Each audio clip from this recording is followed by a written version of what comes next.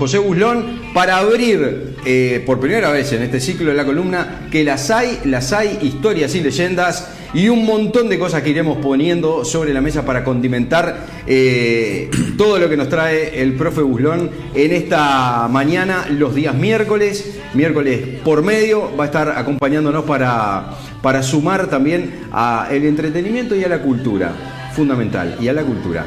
Profesor José Buslón, bienvenido y sobre todo gracias por el sí a esta propuesta. ¿Qué tal? Buenos días, un saludo a la audiencia. Y sí, no había cómo decirlo que no, porque es una propuesta interesante. Nosotros generamos investigaciones en función de estos temas, de los relatos de la tradición oral, y si no tenemos a quién contarle no tiene sentido, porque ese es el propósito. Así que hayas confiado para que pueda estar es para mí un orgullo. Hay, hablando justamente de la tradición oral, si uno se va a la historia, para empezar, el libro más popular de todos los tiempos, como es la Biblia, ha nacido de la tradición oral. A veces uno subestima lo que es la tradición oral, pero sin embargo somos criados, educados en base a muchos relatos no escritos durante muchísimos años, siglos muchas veces, ¿no? Y que en determinado momento caen y se convierten en libro. Exacto lo que estás planteando. Incluso en las clases hemos estado trabajando estos temas, porque incluso yéndonos un poco más atrás del relato bíblico judío-cristiano, los griegos, en sus leyendas, Hesíodo, por ejemplo, recoge narraciones que, como bien lo decís, después fueron plasmadas al libro. Entonces Hesíodo recoge muchas narraciones que se transmitían de boca en boca. Primero del narrador a quienes lo iban a escuchar, pero después de quienes lo escuchaban a sus familiares. Y la leyenda tiene un componente interesante de cercanía con la realidad. Si bien hay elementos que son fantasiados, hay elementos que condicen con cosas que pasaban. Un ejemplo, porque esto nos va a servir de marco interpretativo de las leyendas que contaremos cada 15 días. En el relato del origen del mundo, Urano, que es el cielo, estaba unido a la tierra, Gea, tienen hijos, primero tienen Crono, Rea, después tienen dos hijos que dice la leyenda que son horribles. Se llaman los hecatonquiros, monstruos de 100 brazos cada uno. Cuando Urano lo ve, los patea al vientre de su madre porque no los quería tener. Gea sufre, pero no le queda otra que aceptar. Entonces, eso es algo mitológico. Nadie tiene un hijo con 100 brazos y a nadie le devuelven el hijo a la panza. Ahí está el elemento fantástico. ¿Cuál es el elemento que yo te planteaba de cercanía con la realidad? Bueno, el elemento de cercanía es que los griegos, en Grecia, nacer no era una cuestión biológica únicamente, era una cuestión de aceptación. El bebé nacía, cortaban el cordón, lo ponían en el piso, si el padre lo quería, porque entendía que era agradable, que no tenía ninguna malformación, entonces lo levantaba y eso se llamaba consagrar y el hijo iba a vivir. Si no lo dejaba ahí, ¿qué podía pasar? Que muriera o que alguien quisiera adoptarlo.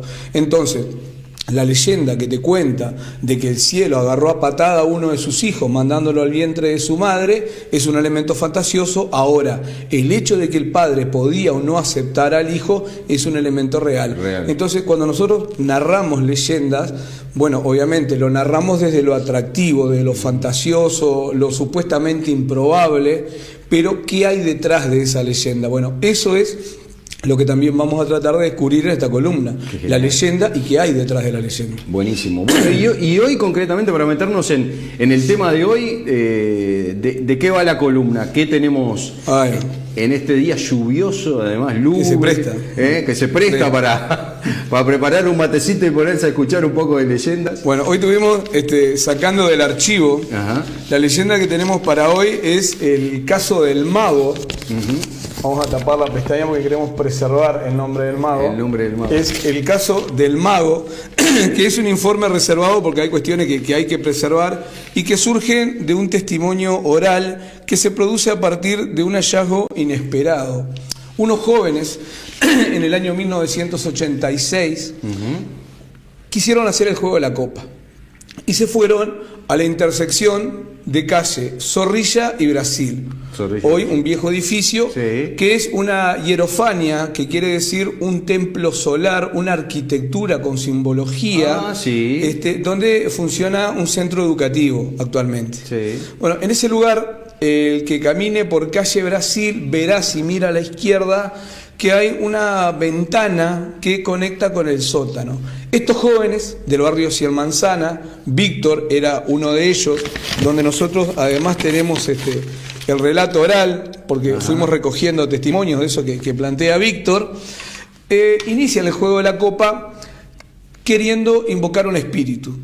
Ellos manejaban un dato, que en ese lugar había vivido un mago que desapareció misteriosamente.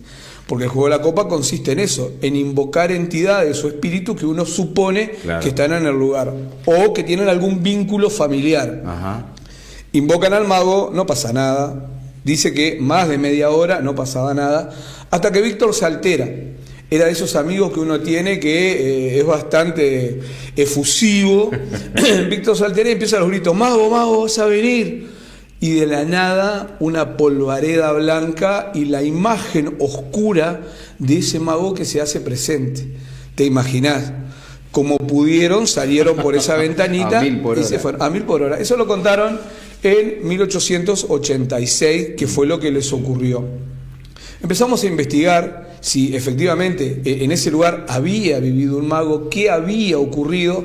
Pudimos acceder a partir de algunos testimonios de la parroquia, porque la parroquia en Salto recogía testimonios de lo que pasaba en la ciudad, y nos encontramos, en este caso, con algunos documentos importantes. Por ejemplo, un diario que dice, de 1899, pasó una semana de la desaparición del mago, pero desde hace 3 días no se sabe nada de su esposa. La casa está de puertas abiertas, pero no se observa a nadie y nadie se animó a entrar. Eso es lo que dice el testimonio de época. Buscando también en archivos de quién podría ser esta persona, encontramos una vieja fotografía de la casa Clavé Abadí, que nos estaría indicando quién podría haber sido el mago. ¿Quién podría ser? ¿Quién podría haber sido el mago? Lo que podemos decir es que su apellido es italiano, ¿tá? De Amato, casado con Di Benedetto. Esa era la pareja que vivía allí, el mago y su esposa. Mirá, ahí se está haciendo presente. No me joda, que esas cosas, viste, que las hay, las hay. Que las hay, las hay. Que las hay, las hay. Dio el nombre del mago y se... Creer o reventar. Yo no salgo de acá, no me pague la luz, André, que... Por cualquier cosa. Me pongo a llorar. ¿Qué pasó con el mago? ¿Qué pasó con De Amato?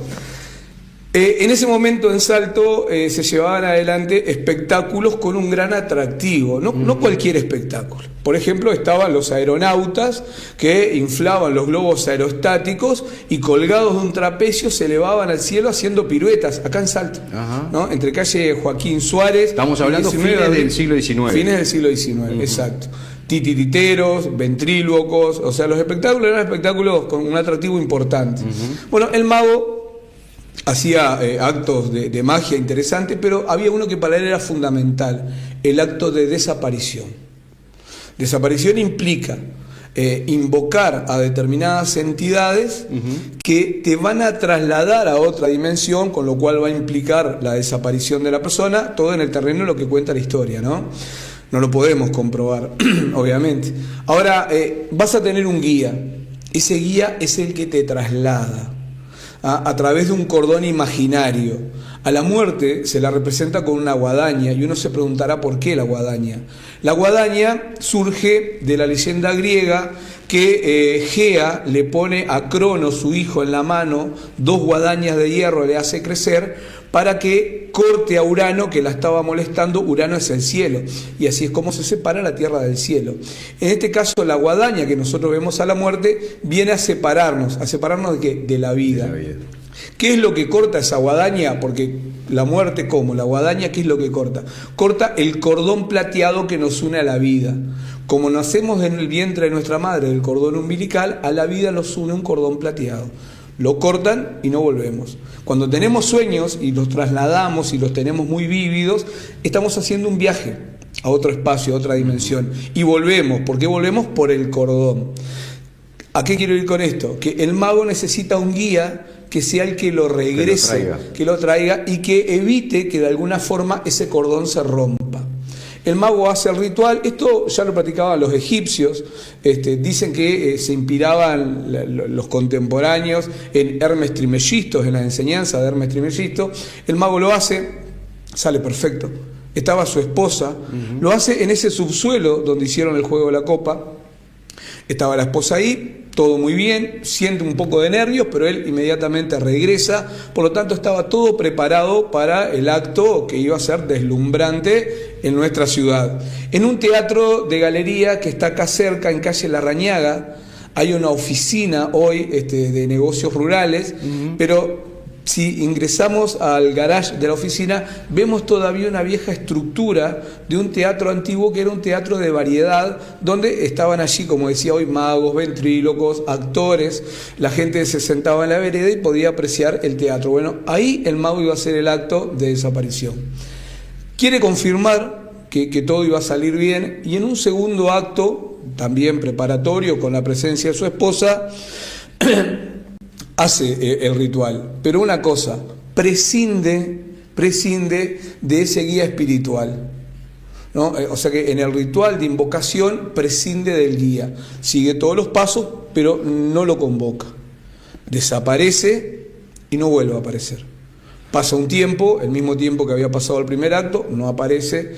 La esposa empieza a preocuparse y es válida la preocupación, porque en realidad después no aparece y no aparece más. Y no se volvió a saber de él. El hecho es que días después, porque claro, esto tomó trascendencia, la esposa lo comunicó, esto se supo en el medio local, van a la casa para ver si había alguna noticia, tampoco estaba la esposa y la casa estaba abierta. El titular del diario dice que todo permanecía abierto y que nadie ingresó. Ajá. Lo que se comenta después es que sí ingresaron y estaba todo en el mismo estado que permanecía cuando ellos estaban viviendo. Solamente que las puertas estaban abiertas y no había nadie. Se supone que ella también llevó adelante el mismo acto en busca de su amor y que tampoco logró regresar. Esta es la historia que supuestamente conocía Víctor cuando hizo el juego de la copa. Pero la cosa no queda acá. En el año 2017... Ahora, perdón, sí. ¿Ella se fue detrás de él entonces? Ella se fue detrás de él. Se fue detrás de él y corrió la misma suerte porque no tenían al guía que los trajera, tanto como a él como a ella. Exacto. ¿Por qué decimos esto? De que ella se fue, porque todo se basa en suposiciones y en algunos registros de la época.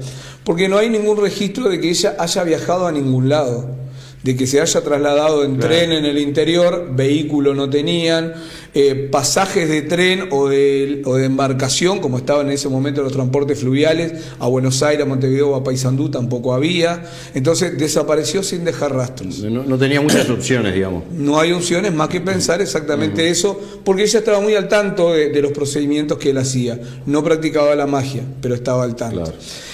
¿Qué pasa después? Bueno, después una logia brasileña compra esa casa, le hace algunas modificaciones arquitectónicas.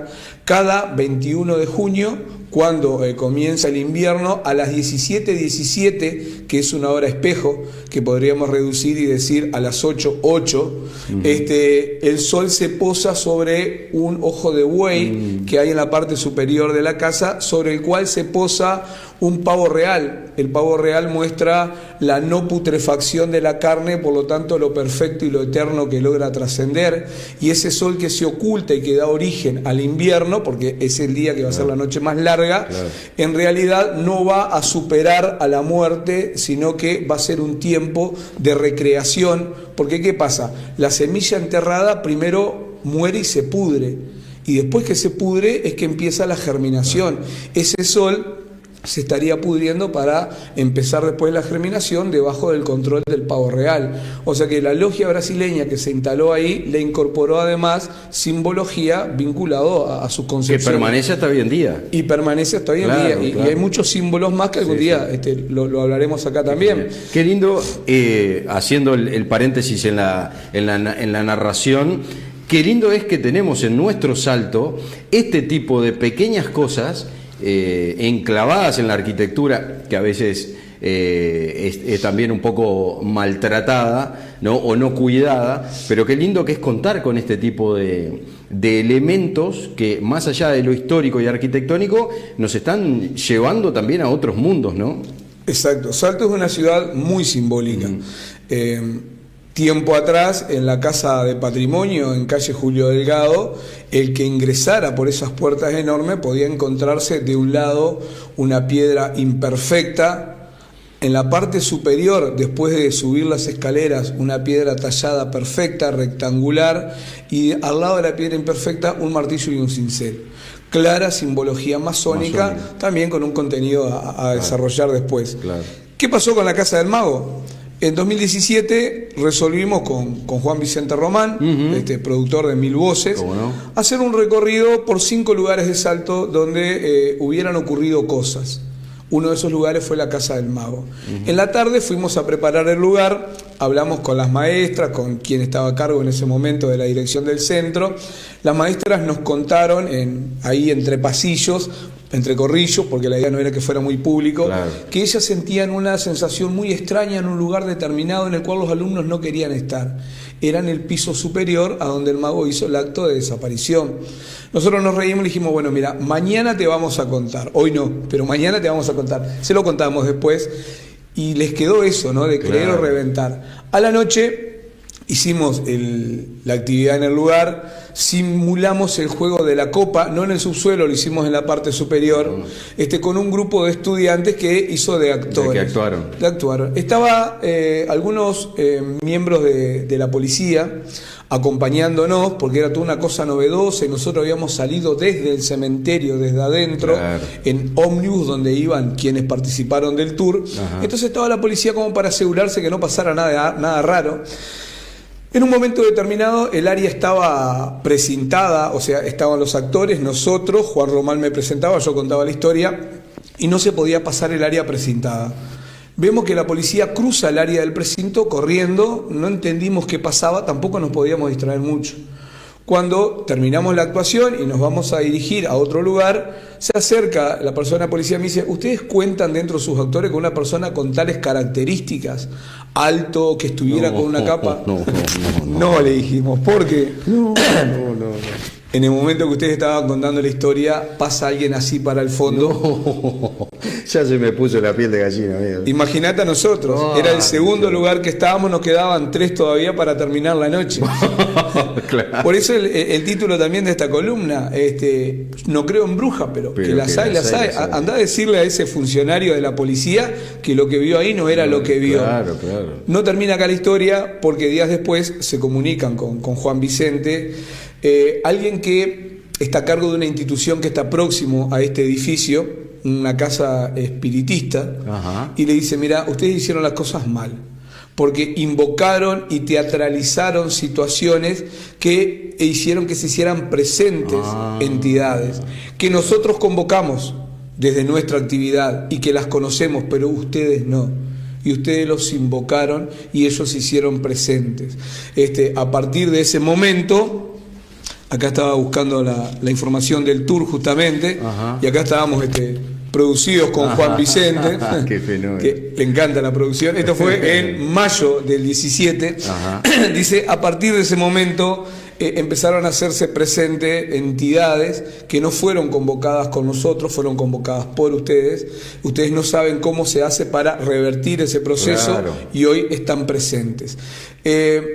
O sea, una advertencia primero, pero también un cuestionamiento después. Nos metimos en algo que no sabíamos. Bueno, yo me puse a investigar algunas cuestiones de fenómenos paranormales. Mario Lebrero, que fue un literato uruguayo, que se lo conoció mucho por sus trabajos, sí, pero que se habló muy poco de él y fue muy criticado por un manual de parapsicología, que fue su primer libro, habla de estos hechos. Ajá. Y justamente él dice que convocar a entidades a través de determinados procedimientos rituales es un error si uno no está dispuesto a asumir determinadas consecuencias o sabe que puede generar determinadas consecuencias. Claro. Por lo tanto, esta advertencia y este cuestionamiento que le hacen a Juan Vicente, yo creo que tiene razón. Tiene asidero. Yo te decía recién, pues ya estamos ahí, creo, en el tiempo, ¿no? Que las leyendas dejan una enseñanza, dejan algún elemento.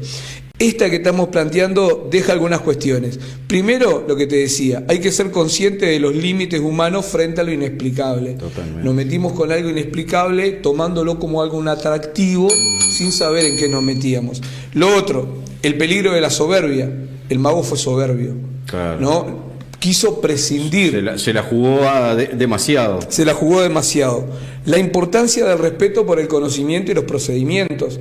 Hay que cumplir determinados pasos, hacer determinadas cosas, hay que hacerlas. No podemos saltearnos.